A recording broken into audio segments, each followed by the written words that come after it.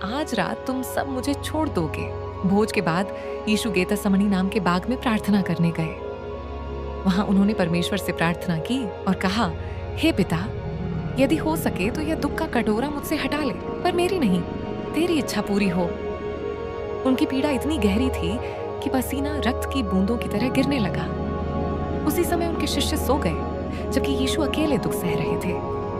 थोड़ी देर बाद यहूदा इस्करियोती सैनिकों और धार्मिक अगुओं के साथ वहां पहुंचा। उसने यीशु को चूम कर पहचान बताई। सैनिकों ने यीशु को पकड़ लिया। शिष्यों में डर फैल गया और सब भाग गए। यीशु को बांध कर ले जाया गया, लेकिन उन्होंने कोई विरोध नहीं किया।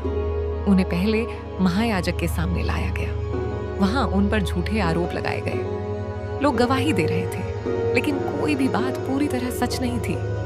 फिर भी उन्होंने यीशु को दोषी ठहराने का निश्चय कर लिया। यीशु चुप रहे। जब उनसे पूछा गया कि क्या तुम परमेश्वर के पुत्र हो, तो उन्होंने कहा, तुम स्वयं कहते हो।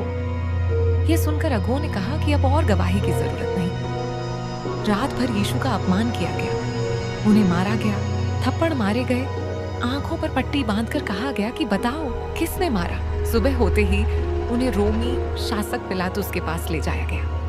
पिलातुस ने यीशु से प्रश्न किए, लेकिन उसे कोई दोष नहीं मिला। फिर भी भीड़ चिल्लाने लगी, इसे क्रूस पर चढ़ाओ। पिलातुस ने भीड़ को शांत करने की कोशिश की। उसने कहा कि वह यीशु में कोई अपराध नहीं पाता। उसने एक कैदी को छोड़ने की परंपरा के अनुसार लोगों से पूछा कि यीशु को छोड़ा जाए या बरअब्बा नाम के अपराधी को।